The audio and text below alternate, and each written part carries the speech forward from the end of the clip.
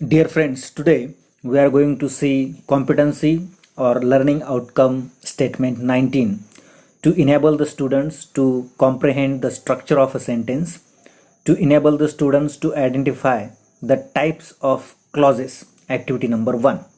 विद्यार्थी मित्रांनो, आज आपण कार्यक्षमता किंवा अध्ययन निष्पत्ती विधान 19 विद्यार्थ्यांना वाक्याची रचना समजून घेण्यासाठी सक्षम बनवणे, तसेच विद्यार्थ्यांना क्लॉजेसचे प्रकार ओळखण्यासाठी सक्षम बनवणे या संदर्भातील ॲक्टिव्हिटी नंबर 1 पाहणार आहोत.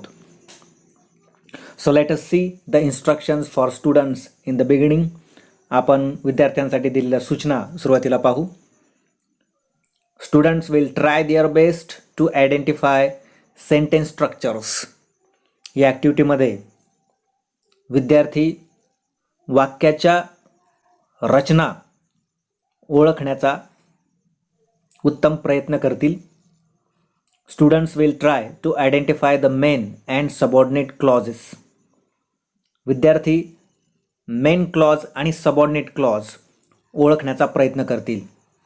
And students will try to form sentences of their own after there concepts are clear. विद्यार्थ्यांच्या मेन क्लॉज, सबऑर्डिनेट क्लॉज या संकल्पना स्पष्ट झाल्यानंतर विद्यार्थी स्वतःची वाक्य तयार करण्याचा प्रयत्न करतील. Now let's see learning activity. आता आपण लर्निंग ॲक्टिव्हिटी पाहू. व्हॉट इज क्लॉज और what are the types of clauses? It has been explained in this activity. Clause म्हणजे काय, क्लॉजचे प्रकार कोणते आहेत याचं स्पष्टीकरण या ॲक्टिव्हिटीमध्ये देण्यात आलं आहे. Let's see what is clause. Clause म्हणजे काय ते आता आपण पाहू. A clause is a group of words that contains a subject and a predicate. The subject of clause may be expressed or understood. Clause म्हणजे ग्रुप ऑफ वर्ड्स म्हणजे शब्दांचा एक समूह असतो ज्यामध्ये एक उद्देश आणि एक विधेय असते. आता सब्जेक्ट म्हणजे उद्देश. उद्देश कशाला म्हणायचं तर वाक्यामध्ये ज्याविषयी बोललं जातं त्याला आपण सब्जेक्ट किंवा उद्देश असं म्हणतो. आणि या उद्देशाबद्दल आपण जे काही सांगत असतो त्यालाच प्रिडिकेट म्हणजेच विधेय असं म्हटलं जातं. आणि क्लॉजमधील सब्जेक्ट म्हणजे उद्देश हा नेहमी व्यक्त असतो किंवा तो अंडरस्टूड म्हणजे समजून घेतलेला असतो. There are 2 types of clauses. या क्लॉजेसचे 2 प्रकार आहेत. ए म्हणजेच पहिला प्रकार आहे द मेन क्लॉज. त्यालाच आपण इंडिपेंडंट क्लॉज असं देखील म्हणतो. मराठीमध्ये मुख्य उपवाक्य असं देखील म्हणतो. क्लॉज म्हणजे उपवाक्य. मेन क्लॉज म्हणजे मुख्य उपवाक्य. It contains the main thought of the sentence and makes sense standing alone. Main क्लॉजमध्ये वाक्यातील मुख्य विचार असतो आणि मेन क्लॉज हा अर्थपूर्ण असतो. For example 1. I spoke to the teacher who is in charge. या वाक्यामध्ये I spoke to the teacher हा मेन क्लॉज आहे कारण तो अर्थपूर्ण आहे. 2. The dog that was spotted chased me across the road. या वाक्यामध्ये the dog chased me across the road हा मेन क्लॉज आहे कारण तो देखील अर्थपूर्ण आहे. बी म्हणजेच क्लॉजचा दुसरा प्रकार अ सबऑर्डिनेट क्लॉज. यालाच आपण डिपेंडंट क्लॉज असं देखील म्हणतो. डिपेंडंट म्हणजे अवलंबून असणारा, गौण उपवाक्य असं देखील आपण त्याला मराठीमध्ये म्हणतो.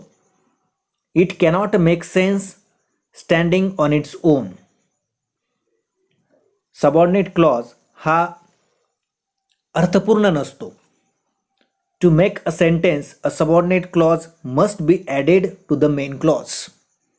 वाक्य तयार करत असताना सबऑर्डिनेट क्लॉज हा नेहमी मेन क्लॉजला जोडावाच लागतो. For example, 1. I saw the cat when I reached home. या वाक्यामध्ये वेन आय रिच्ड होम हा सबऑर्डिनेट क्लॉज आहे, कारण तो स्वतः अर्थपूर्ण नाही. जेव्हा तो आय सॉ द कॅट या मेन क्लॉजला जोडून येतो तेव्हाच त्याला अर्थ प्राप्त होतो. सेकंड, दुसरं उदाहरण, they went to the store so they could buy chocolates. या वाक्यामध्ये देखील so they could buy chocolates हा सबऑर्डिनेट क्लॉज आहे, कारण तो अर्थासाठी they went to the store या मेन क्लॉजवर अवलंबून आहे, त्याला जोडून आला आहे. Subordinate clauses add information to a sentence and function in the same way as nouns, adjectives और ॲडव्हर्ब्स. सबऑर्डिनेट क्लॉजेस हे वाक्यामध्ये माहितीची भर टाकतात आणि ते वाक्यामध्ये नेहमी नाउन्स म्हणजे नामाचं काम करत असतात, ॲडजेक्टिव्ज म्हणजे विशेषणाचं देखील काम करतात, और ॲडव्हर्ब्स किंवा क्रियाविशेषणाचं देखील काम करत असतात. For example, 1. पहिलं उदाहरण आहे, I think that we should always speak the truth. या वाक्यामध्ये that we should always speak the truth हा सबऑर्डिनेट क्लॉज आहे आणि तो या वाक्यामध्ये नाऊनचं काम करतो, म्हणून त्याला आपण नाऊन क्लॉज असे देखील म्हणू शकतो. सेकंड एक्झाम्पल, दुसरं उदाहरण, the umbrella which is red is mine. या वाक्यामध्ये विच इज रेड हा सबऑर्डिनेट क्लॉज आहे आणि तो द अम्ब्रेला या नाऊनचं वर्णन करण्याचं काम करतो आणि वर्णन करण्याचं काम नेहमी ॲडजेक्टिव्ह करत असतं, म्हणून हा क्लॉज ॲडजेक्टिव्हचं काम करत असल्यामुळे त्याला आपणास ॲडजेक्टिव्ह क्लॉज असे देखील म्हणता येईल. थर्ड एक्झाम्पल, तिसरं उदाहरण, our class stops working when the bell rings. या वाक्यामध्ये व्हेन द बेल रिंग्स हा सबऑर्डिनेट क्लॉज आहे आणि तो या वाक्यामध्ये वेळ दर्शवतो, ॲडव्हर्बचं काम करतो, क्रियाविशेषणाचं काम करतो, म्हणून तो या वाक्यामध्ये ॲडव्हर्ब क्लॉज आहे असं देखील म्हणता येईल. Now see solved activity or demo section. आता सॉल्व्ड ॲक्टिव्हिटी किंवा डेमो सेक्शन आपण पाहूया. Students are expected to solve this activity in groups. विद्यार्थ्यांनी दिलेली ॲक्टिव्हिटी ही गटामध्ये पूर्ण करावी असं विद्यार्थ्यांकडून अपेक्षित आहे. Now see the practice section. In order to practice this activity, what you need to do. या ॲक्टिव्हिटीचा सराव करण्यासाठी तुम्हाला काय करण्याची आवश्यकता आहे, तर यू फॉर्म ग्रुप्स. तुम्ही गट तयार करा. One group will have the main clauses. एक गट आपल्याकडे मेन क्लॉजेस घेतील and the other group will have subordinate clauses. आणि दुसरा जो गट आहे त्या दुसऱ्या गटाकडे सबऑर्डिनेट क्लॉजेस असतील. And you will have to match the main clauses to the subordinate clauses. आणि तुम्हाला गटामध्ये काम करून मेन क्लॉजेस आणि सबऑर्डिनेट क्लॉजेस यांच्या जोड्या लावायच्या आहेत. This is the expectation from you. अशा पद्धतीने तुम्ही ॲक्टिव्हिटी करावी अशी अपेक्षा आहे. Now see the extension activity or parallel activity or reinforcement. आता आपण समांतर उपक्रम पाहू. Here you have been given the question of matching up clauses. क्लॉजेसच्या जोड्या लावा असा प्रश्न तुम्हाला या ठिकाणी विचारण्यात आला आहे. ग्रुप ए मध्ये या ठिकाणी तुम्हाला मेन क्लॉजेस देण्यात आले आहेत. 1 म्हणजे या ठिकाणी पहिला मेन क्लॉज आहे, these are the courageous boys. 2 दुसरा मेन क्लॉज आहे, राज डिड नॉट कम. 3 तिसरा आहे, the car driver did not know. Group B मध्ये तुम्हाला येथे सबऑर्डिनेट क्लॉजेस देण्यात आले आहेत. पहिला सबऑर्डिनेट क्लॉज आहे A, because he was not well. B म्हणजे दुसरा सबऑर्डिनेट क्लॉज आहे where the bus stop was. C तिसरा सबऑर्डिनेट क्लॉज आहे who helped the accident victim. Main clauses आणि सबऑर्डिनेट क्लॉजेस दोन्ही वाचल्यानंतर तुम्हाला त्याच्या या पद्धतीने जोड्या लावता येतील. These are the courageous boys who helped the accident victim. अशा पद्धतीने तुम्हाला अर्थपूर्ण वाक्य बनवता येईल. Second, Raj did not come because he was not well. आणि तिसरं वाक्य असं बनवता येईल the car driver did not know where the bus stop was.